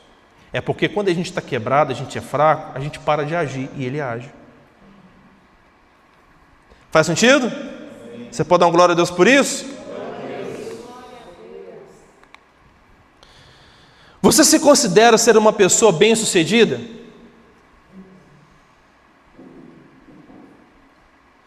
Você se considera ser uma pessoa que está sucedendo a alguém? O que é ser bem-sucedido? Ser bem-sucedido é quando você está sucedendo o legado que alguém trouxe sobre você. E quando você trabalha na consciência de que você prepara o caminho para que os seus filhos, naturais e espirituais, darão sequência ao que você está construindo em Deus. Considerando nossos padrões atuais, Jesus e seus discípulos foram bem-sucedidos? Jesus não tinha uma casa no nome dele. Jesus não tinha uma aposentadoria. Jesus não deixou nenhum bem para sua mãe, para os seus irmãos.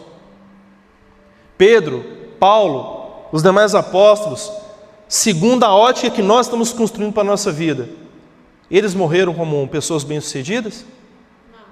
Irmãos, um texto que propositalmente eu saltei aqui é de Lucas 5, de 1 a 11, da pesca maravilhosa. O que aconteceu aqui? Nos fala sobre um Pedro que tentou pescar a noite toda e não pegou nada. E ele tinha contas a pagar, sim ou não? Ele chegou, colocou-lhe o barco dele, Jesus pede o barco dele emprestado, sobe no barco, usa o barco dele de palco, de púlpito, prega. A gente não sabe, eu não tenho certeza do que Jesus pregou ali, mas quando Jesus desceu, acredito eu, vou usar de licença poética aqui, com uma expressão de gratidão, Jesus vira para Pedro e fala assim, volta, lança novamente as redes. E Pedro foi tão impactado pelo que Jesus disse, a palavra penetrou no espírito de Pedro, que Pedro então diz, olha, eu como um experiente pescador, não peguei nada a noite inteira, mas sobre a sua palavra eu vou lançar as redes. E Pedro foi. Quando Pedro foi e pescou, ele teve uma pesca que ele nunca tinha tido antes, uma pesca que sobrepujou, uma pesca maravilhosa. Quando Pedro chegou, ele não fez o que a maioria de nós fazemos, que é se embriagar com as conquistas, deixar Jesus de lado e vamos correr para aquilo que é nosso. Aleluia, Jesus me prosperou, parei de sofrer. Pedro, entendendo a natureza da missão que Cristo estava propondo, Pedro esquecendo ali o barco, Pedro se lança e ele reconhece que Jesus de fato tinha algo que ele buscava, que não estava nos peixes. Não estava no lucro que os peixes poderiam estar promovendo para ele. Até quando eu e você vamos continuar quebrando a cara e entendendo que o nosso propósito de vida não é enriquecer, ganhar dinheiro e nos abastecer com tanta coisa que não possa nos faltar? Jesus olha para Pedro e diz, a partir de hoje farei de você pescadores de homens. Amém. Até aqui você pescou por dinheiro, mas aqui para frente você vai pescar por propósito. Aleluia. Irmãos, um dos principais motivos pelos quais os casais não desfrutam do outro é os planos que a gente cria de conquista nesse mundo, irmão.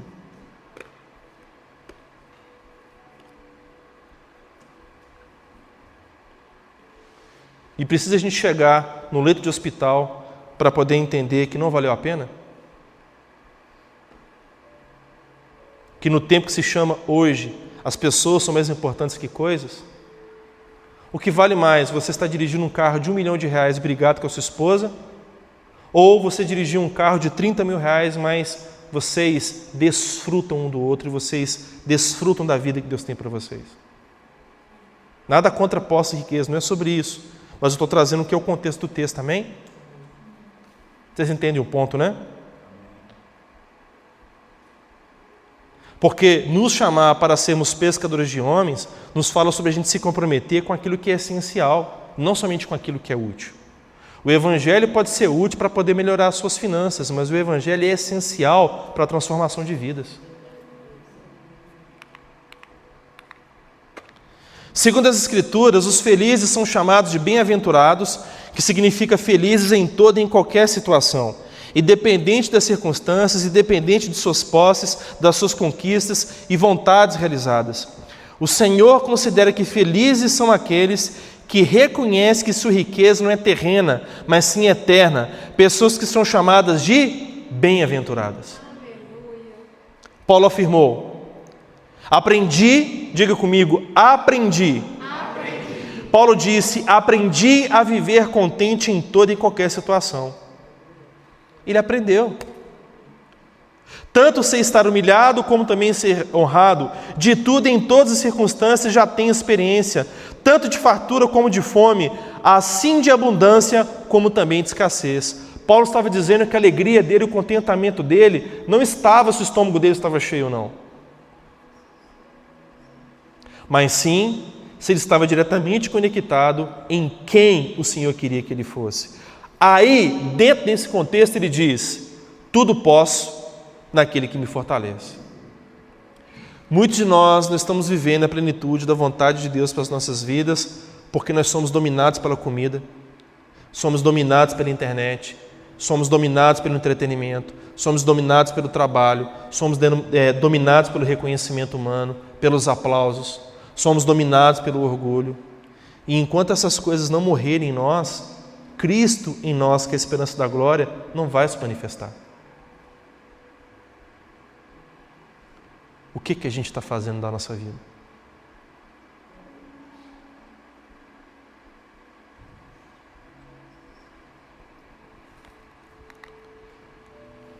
Apóstolo Paulo, a última vez que ele viu os irmãos, os líderes da igreja de Éfeso, ele chamou os irmãos, se encontrou com os irmãos, ele tinha certeza de que ele iria e não os veria mais. Irmãos, o que você vai falar para um liderado seu que você nunca mais vai ver?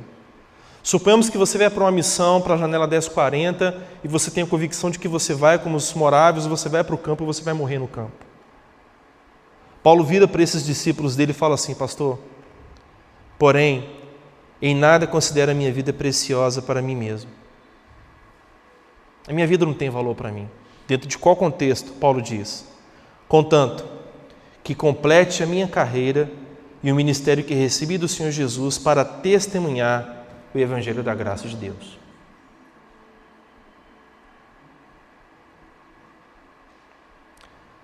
Talvez o seu casamento ele tenha perdido valor para você, porque a eternidade perdeu o valor para você, porque vidas perderam o valor para você. Tentando agradar a nós mesmos, a gente desagrada os outros. Tentando satisfazer a nós mesmos, o nosso orgulho, a nossa vaidade, o nosso ego, a gente está pouco se lixando para aquilo que é importante para as outras pessoas. Mas eu te digo, nossa possível infelicidade denuncia nosso estado carnal de vida, desalinhado com a vontade de Deus. Devemos reconhecer que estamos cansados, sobrecarregados e que o nosso modelo de governo indica mais o modelo de Adão do que o modelo de Cristo.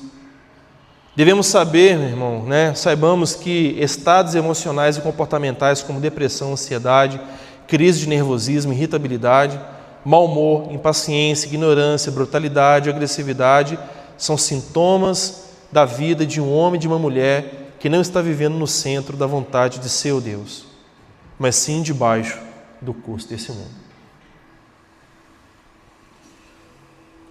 Aleluia, misericórdia.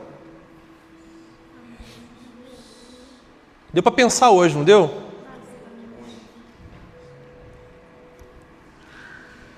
Eu sei que essa igreja ela tem promessa de Deus para essa cidade. Eu sei que Deus tem promessa sobre a vida de vocês, sim ou não? Mas essas promessas, elas estão condicionadas à sua santidade, à sua devoção, à sua conectividade com aquilo que o Espírito Santo de Deus está tentando construir dentro de cada um de vocês. Eu sou grato a Deus pela vida do pastor Denis e pela vida da pastora Elaine, que entenderam que mais importante do que trabalhar apenas para a vida dos homens, está trabalhando para a vida dos casais. Vocês estão entendendo que vocês, casais, são a liderança da igreja?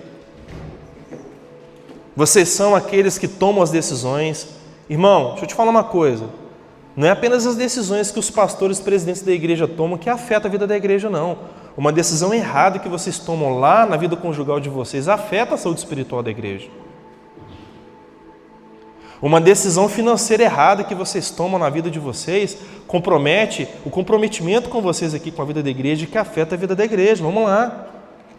Vocês como igreja precisam entender, nem que vocês têm que se achar a última Coca-Cola do deserto, mas se Deus tem promessa para você aqui, se você não se posiciona, a sua procrastinação, a sua negligência afeta o fluir do Espírito de Deus aqui na vida da igreja. Você precisa entender que se Deus te direcionou para você vir para cá, é porque Ele conta com vocês. Ele conta com o favor de manifestar através da vida de vocês. O casamento de vocês, ele pode prosperar, ele pode crescer na medida que vocês prosperam de uma vida de total dependência do Senhor. Indivíduos que dependem do Senhor têm casamentos restaurados restauram igrejas. Igrejas restauradas restauram uma sociedade. Fique de pé, vamos orar.